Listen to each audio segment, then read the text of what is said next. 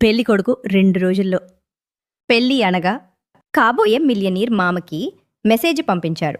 నాకు తాళి కట్టే టైంకి నేను అడిగే గిఫ్ట్ ఇవ్వాలి, లేకపోతే తాళి కట్టను అని. మామ కంగారుగా నీకేమి గిఫ్ట్ కావాలి అల్లుడు అని మెసేజ్ పెడతాడు. పెళ్లి కొడుకు వెంటనే ఫోర్డ్ ఎండేవర్ అని మెసేజ్ పెడతాడు. అతని ఉద్దేశం ప్రకారం ఫోర్డ్ ఎస్యూఈ కార్ కావాలి.